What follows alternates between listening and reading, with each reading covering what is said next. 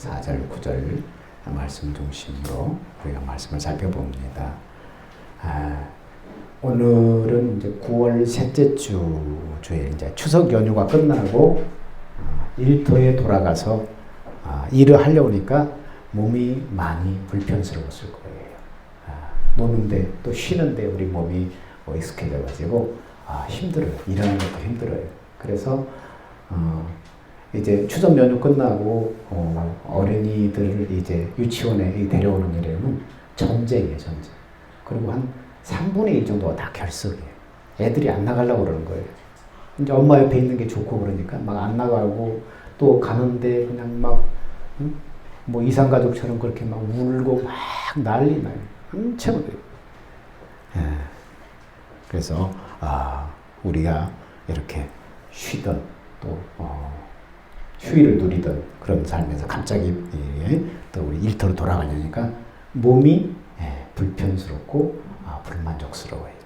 그래서 오늘은 그리스도인은 예수님께서 주신 새 언약의 일꾼의 직분으로서 만족함이 풍성해야 된다. 우리가 받은 그 직분에 따라서 우리는 만족함이 풍성해야 된다. 이 말씀을 증거하려고 합니다.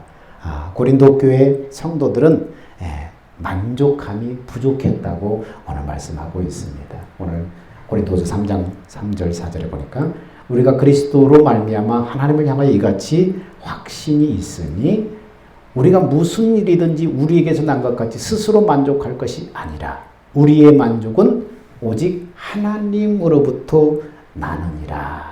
진짜 우리의 만족은 어디서 오는 거예요? 하나님으로부터 난다는 거예요. 이 고린도 교회는 고린도라는 도시에 세워진 교회예요. 그 당시 고린도라는 도시는 오늘날로 말하면 글로벌 첨단 교육 도시예요. 지리적으로는 레기온이라는 큰 항구가 옆에 붙어 있으니까 얼마나 사람들이 물건을 실어 나르고 교류하겠어요. 교통으로는 그리스의 남북을 연결하고 노마와 아시아를 동서로 연결하는 교통의 중심지예요. 그리고 상업과 교육이 발달해서 동서양 남북의 각종 신문물을 교류하는 곳이 됩니다. 그 당시에 인구가 60만이었다고 하니까 얼마나 큰 도시였는지 우리는 짐작할 수 있습니다. 자고 나면 새로운 지식과 소식들이 들려옵니다. 고개만 돌리면은 새로운 물건, 신제품들이 쏟아져 나옵니다. 그러니까 당연히 고린도에 사는 사람들은 뭐가 있어요? 욕심이 생기지 않을 수가 없어요. 그 도시가 바로 고린도였어요. 좀 더 새로운 지식, 새로운 소식을 들었으면 좋겠다. 좀 더 새로운 물건, 또 신제품 가졌으면 좋겠다. 이런 욕심이 자극이 되어서 그들을 발전시키고 그들을 성장시키는 이런 것으로 좋은 그렇게 이어질 수 있습니다. 근데 방향이 다르게 되면 어떻습니까? 역효과가 날 수 있다는 것입니다. 앞집은 새로운 어떤 소식을 기록한 새로운 책을 가지고 있다던데 뒷집은 새로운 물건, 신제품이 새로 들어왔대. 이렇게 방향이 바뀌게 되면 이제 이게 조금씩 달라지게 됩니다. 우리 집보다도 새로운 책을 더 많이 가지고 있다면서요? 그 책 어디서 구하셨어요? 아니, 우리 집보다도 새 물건을, 신제품을 더 많이 가지고 있다는데 그 물건 어디서 구했어요? 욕심이 뭡니까? 비교하게 되는 거예요. 너와 나를 비교하게 되는 거예요. 비교할 때 어떻습니까? 그보다 못하면 속상하게 되는 거예요. 그리고 속상하면 뭐예요? 원망이 나오고 나중에 불평이 나오고 분노가 발전하는 거예요.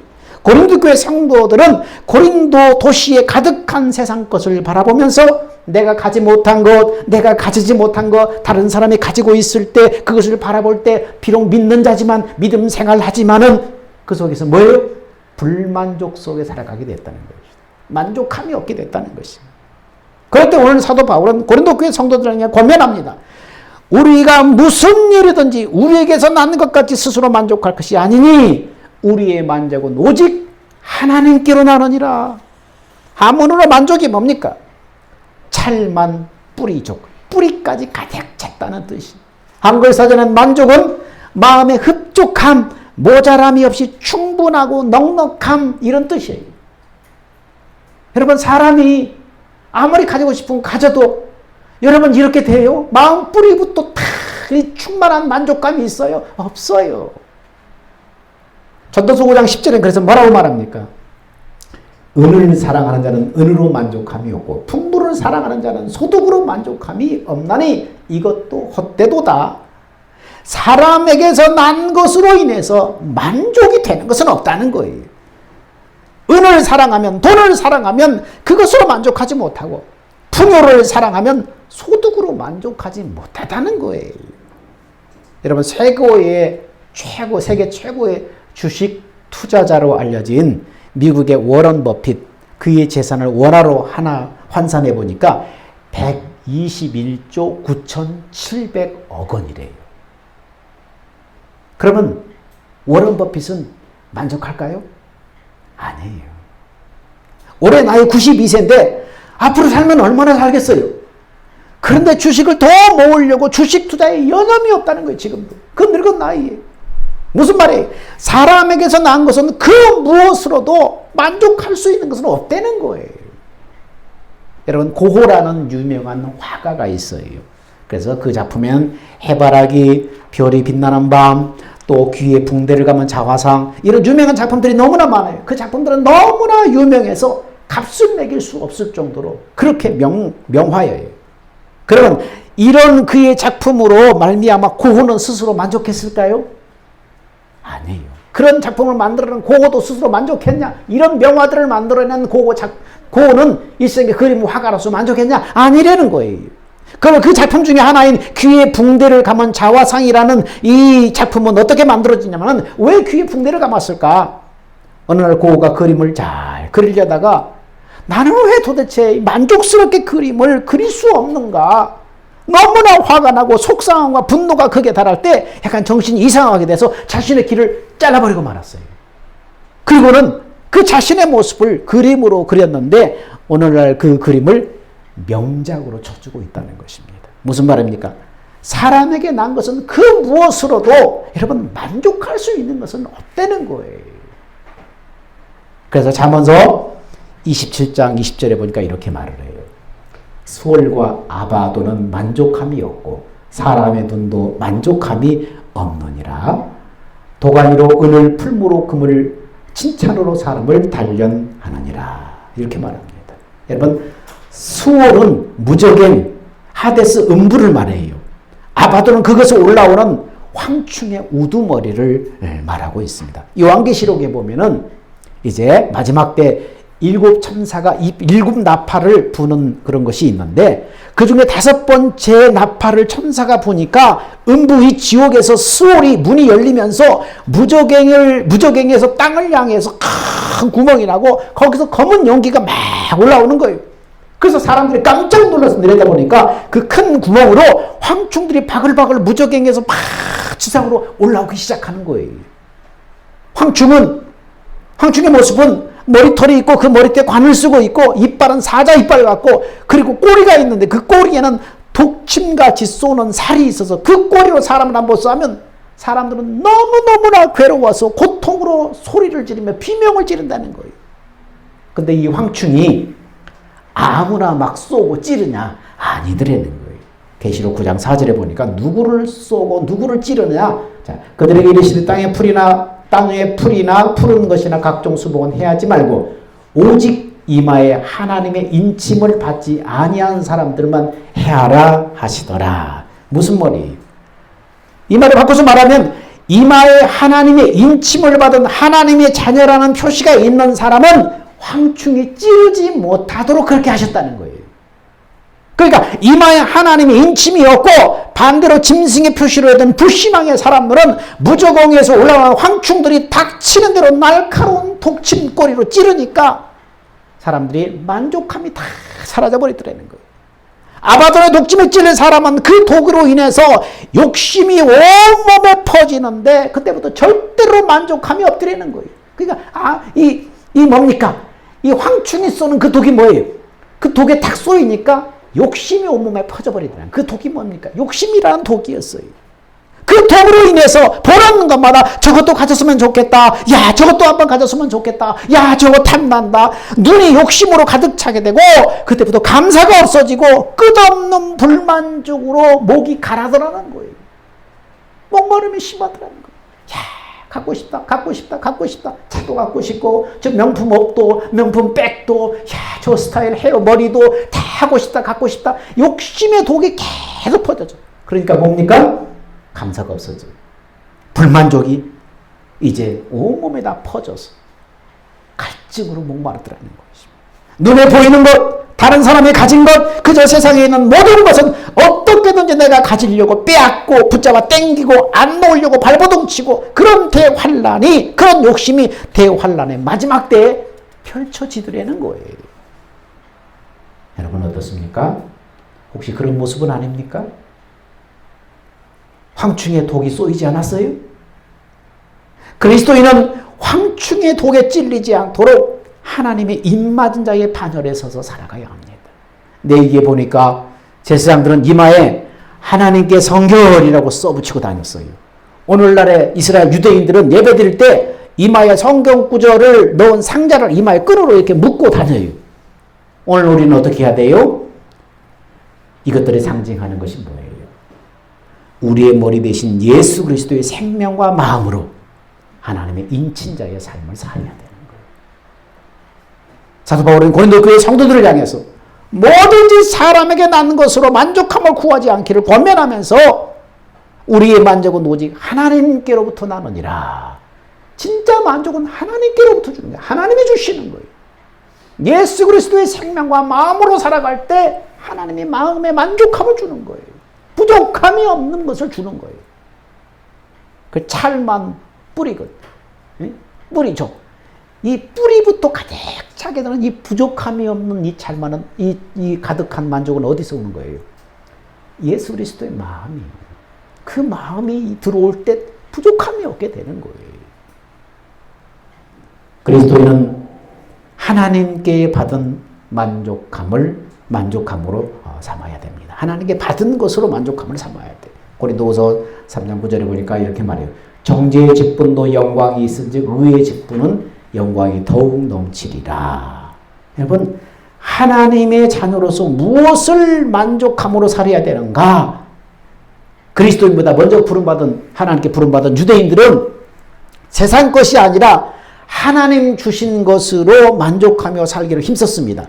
그래서 유대인들은 율법을 통해서 율법을 통해서 받은 그 직분, 바리새인, 사두개인, 대제사장, 이런 직분을 굉장히 귀하게 여겼어요. 율법으로 주어진 직분이지만 이것을 굉장히 하나님께 주신 거기 때문에 귀하게 여겼어요. 그런데 세상 것보다 율법의 직분을 귀하게 여기는 것까지는 잘했는데, 그 율법의 직분으로 하나님을 섬김으로 만족하기보다는 그 율법의 직분으로 자기를 자랑할 때 만족함을 얻는 영적 부패가 일어나게 된 거예요. 자기 자랑, 자기 교만, 이런 것으로 스스로 만족함을 얻는 이 부패 타락이 시작된 거예요. 나는 저 더러운 사마리아인이 아니라 자랑스러운 유대인입니다. 나는 바리새인입니다. 나는 사두개인입니다. 자랑함으로 만족을 취하는 영적 부패가 일어나게 된 거예요. 조금 더 지나자, 그것이 조금 더 지나자 자기를 더 높이기 위해서 이제는 어떻게 해요? 자랑 정도가 아니라 남을 깔아뭉개고 낮추기 시작하는 거예요. 유대인이 최고입니다. 사마리아는 열등합니다. 바리새인이 최고입니다. 사두개인이 문제입니다. 아니야, 사두개인이 최고입니다. 바리새인이 문제입니다. 남을 낮추기 시작해요. 그러다가 이제는 나를 최고로 높이기 위해서 남을 정죄하기 시작하는 것입니다. 유대인처럼 율법을 모르다니 사마리아는 죄인입니다. 바리새인처럼 율법을 지키지 않다니 사두개인이 죄인입니다. 사두개인처럼 성전의 예법을 모르다니 바리새인이 죄인입니다. 남을 정죄하기 시작해요. 그러다가 누구를 만나게 됐어요? 이제는 예수님을 만나게 됐어요. 예수님이 어떻게 부정한 사마리아 여인을 만나시냐? 예수님은 죄인의 친구야. 예수님은 율법도 지키지 않고 하나님을 감히 아버지라고 합니다. 차라리 우리 바리새인과 서기관과 사두개인이 힘을 합쳐서 예수를 십자가에 못 박읍시다. 그래서 예수를 배척하며 정죄하며 죽일 때는 서로 원수처럼 지내던 사람들이 친구가 되더라는 거예요. 하나님께서 거룩한 직분을 주실 때 그 직분이 나의 자랑이 되고 나를 높임으로 만족을 삼으라고 준 것이 아니라는 거예요. 하나님께서 직분을 주실 때는 그 직분을 가지고 하나님을 섬기고 봉사하며 하나님께 영광을 돌리라고 주는 거예요. 우리가 하나님의 뜻대로 직분을 잘 감당하면 하나님 앞에 영광을 돌리고 그 직분이 나에게 통로가 되는 거예요. 복의 통로가 되는 거예요. 율법을 통해서 주신 선악으로 판단하는 정죄의 직분도 그 직분을 잘 감당하면 하나님께 영광이 되고 나에게 복의 통로가 되는데, 의의 직분, 성령을 쫓아서 살아가는 새 언약의 일꾼의 그 의의 직분은 얼마나 하나님 앞에 영광이 되겠느냐, 얼마나 나에게 복이 되겠느냐. 정죄의 직분, 율법으로 받은 직분도 그렇게 영광이 되는데 그 율법의 직분이 아니라 사람을 선과 악으로 판단하고 정죄하고 판단하는, 판결하는 그런 그 정죄의 직분도 그렇게 영광이 있는데, 사람을 살리는 이 영의 직분, 우리가 받은 이 새 언약의 일꾼의 직분은 얼마나 영광이 더하고 얼마나 더 복이 있겠느냐, 그렇게 지금 말씀하는 거예요. 그래서 고린도후서 현대어 성경이 이렇게 말합니다. 사람에게 죄가 있다 없다 하고 판단하는 율법도 이처럼 영광스러웠다면 사람들을 하나님과 올바른 관계로 인도하는 일은 훨씬 더 영광스럽지 않겠느냐, 이렇게 말합니다. 오늘 우리는 어떤 직분을 받았어요? 새 언약의 일꾼의 직분을 받은 거예요. 이게 의의 직분이라고 그래요. 사람을 살리는 직분, 사랑을 행하는 직분, 누구를 판단하고 죽이고 정죄하는 직분이 아니라 살리고 섬겨서 살려서 어떻게든 예수 안에서 하나 되게 만드는 새 언약의 일꾼의 직분을 받은 거예요. 이 새 언약의 일꾼의 직분을 감당할 때 우리는 진짜 하나님이 주시는 만족감으로 충만하게 되는 것입니다. 여러분, 만족은 양의 문제가 아니라 선택의 문제예요. 많이 가지고 모두 가지고 있으면 만족할 것 같다고 막연히 우리가 생각하지만은 여러분, 그렇지 않다는 거예요. 지금 나에게 만족이 없는 것은 부족하기 때문이라고 우리는 생각해요. 그런데 여러분, 예를 들어서 봅시다. 어떤 여자가 얼굴도 예쁘고 건강하고 아이도 잘 낳고 장수하고, 여러분, 이 모든 것을 다 가질 수는 없는 거예요. 90살, 100살 장수하는 할머니가 되려면 어떻게 합니까? 아름다움은 내려놔야 돼요. 90살, 100살 된 할머니가 다 가지려고 하면 안 되는 거예요. 아름다움은 내려놔야 돼요. 젊음은 내려놔야 돼요. 90살, 100살 되는 할머니가 장수도 갖고 피부도 탱탱하고 아름다움도 갖고 동시에 다 가질 수는 없는 거예요. 하나를 선택하면 다른 하나는 내려놔야 되는 거예요. 장수를 선택하면 젊음과 아름다움은 내려놔야 돼요. 나이가 들어가면서 젊음과 아름다움 내려놔야 돼. 건강한 것만으로도 감사해야 돼. 근데 왜냐면 젊은 사람과 비교해가지고 나는 왜 이렇게 일어나? 자꾸 그럴 필요 없는 거예요. 욕심이에요. 이것을 부인하고 욕심이 발동하면 하나라도 버리려고 하지 않을 때 우리의 삶 속에 뭐가 생기는 거예요? 불만족이 생기는 거예요. 원망이 생기는 거예요. 성경을 보면 예수님의 제자가 되는 것은 버리는 것으로 주말하고 있습니다. 누가복음 5장 27절에 보니까 그 후에 나가서 레위라 하는 세리가 세관에 앉은 것을 보시고 나를 쫓으라 하시니 저가 모든 것을 버리고 일어나 쫓으니라. 예수께서 부르실 때 제자들의 반응은 하나같이 나에게 있는 것을 버리고 예수를 선택하는 과정이었다는 거예요. 베드로와 안드레, 야고보, 요한, 그들은 어부였어요. 그들이 부름받을 때 어떻게 했어요? 생업인 그물을 버려두고 예수를 선택했습니다. 마태와 레위도 세관의 일을 버리고 예수를 선택했습니다. 다데오, 가나안, 시몬은 자신의 신념을 버리고 예수를 선택했습니다. 여러분, 그렇습니다. 예수님의 제자가 되는 그 길은 나를 버리고 예수를 선택하는 삶이에요. 내게 있는 것 하나도 버리지 않고 예수님 선택하고 축복도 담고 구원도 담고 천국도 담고 그럴 수는 없는 거예요.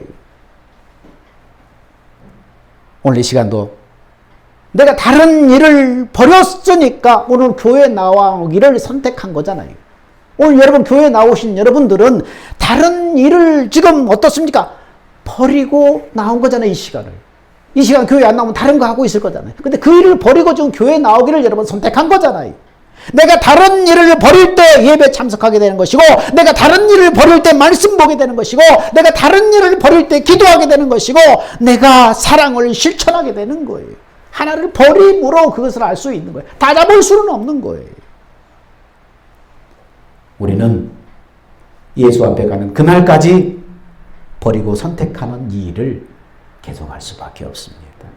내 속에 있는 하나를 꺼내고 다른 하나를 담습니다. 또 하나를 꺼내고 다른 하나를 또 담습니다. 그러면서 어떤 사람은 자기가 좋아하고 그것이 귀하다고 착실하게 담다 보니까 찬송을 담고 기도를 담고 예배를 담고 성령의 말씀과 가르침과 인도하심을 날마다 담고 담다 보니 그래서 내 속에 예수 생명으로 충만하게 되고 그 생명에서 흘러나오는 마음을 따라 살아가게 되는 것입니다.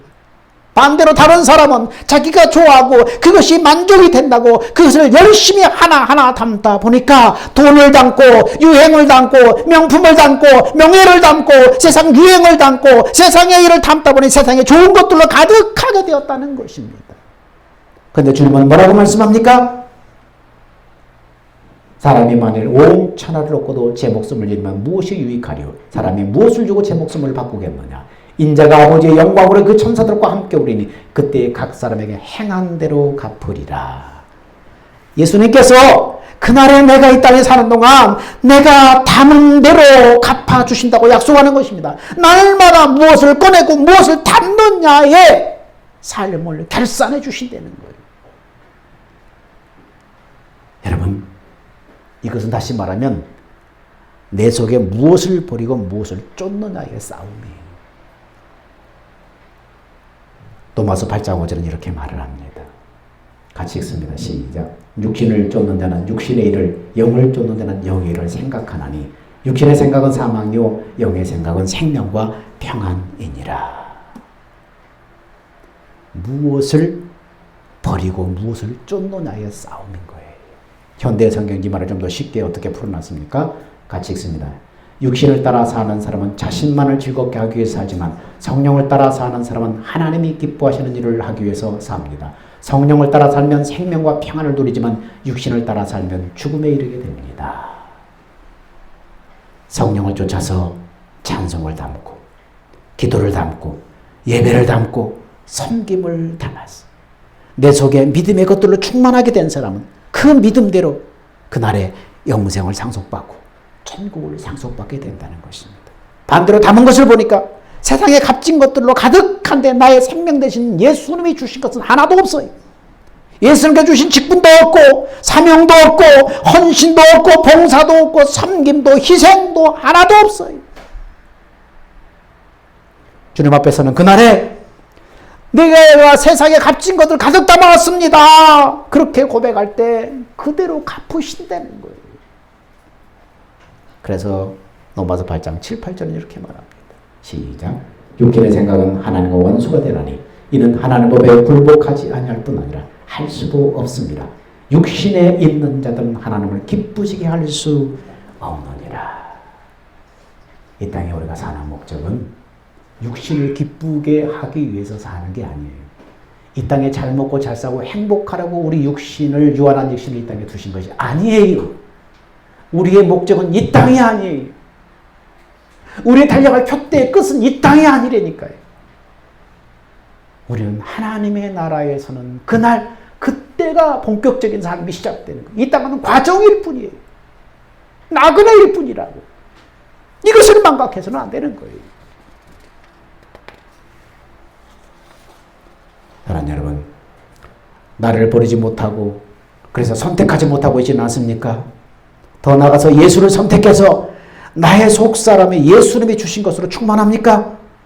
고린도 교회 성도들은 세상 것을 쫓을 때 만족함이 없었어요.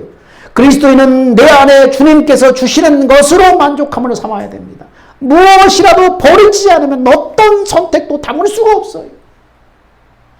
그리스도인은 내가 죽고 예수를 선택한 사람이에요. 날마다 내가 죽고 내 안에 예수 생명을 주장함으로 예수님이 주신 것들로 충만해서 나를 통해서 예수님이 나타나시는 복된 만족자, 행복자가 다 되시기를 예수 이름으로 축원드립니다. 기도합니다. 사랑과 은혜가 풍성하신 아버지 하나님 감사합니다. 우리를 하나님의 생명으로 낳아주시고 이 땅에 사는 동안 하나님께 주시는 좋은 것들을 담으며 살아갈 수 있게 하심을 감사합니다. 요한한 우리 인생 좋아 보이는 모든 것을 다 선택할 수 없사오니 날마다 내가 죽고 예수 생명을 주장함으로 영원한 것 하나님께 영광 돌리는 길을 선택해서 그날에 잘했다 칭찬받으며 천국을 상속받고 영원한 만족을 누리는 길을 가게 하여 주옵소서. 나의 생명과 마음이 되시는 예수님의 이름으로 기도하옵나이다. 아멘. 다 기립하셔서 주님 다시 오실 때까지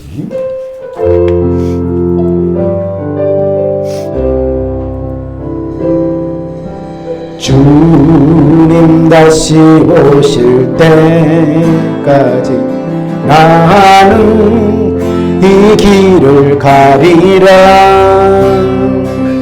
좁은 길 나의 십자가 지고 나의 가는 일 끝에서 나는 주님을 보리라.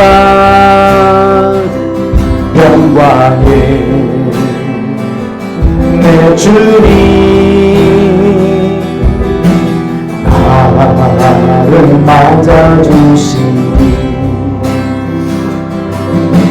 주님 다시 오실 때까지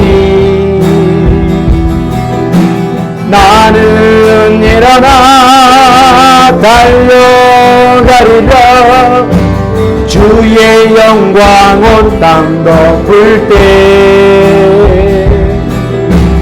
나는 일어나 노래하리. 내 사모하는 저에게 온 세상 구주시로 내 사모하는 저에게 영광의 왕이시라.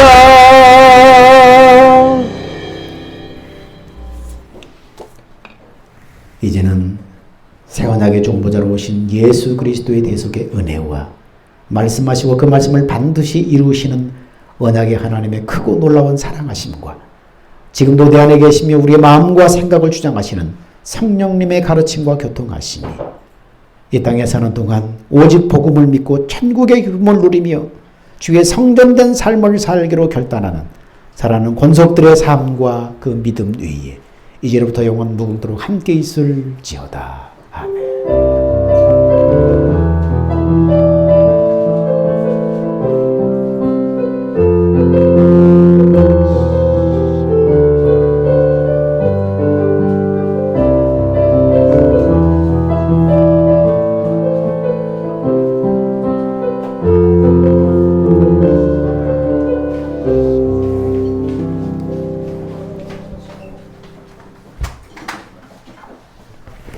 왜 이렇게 빨라?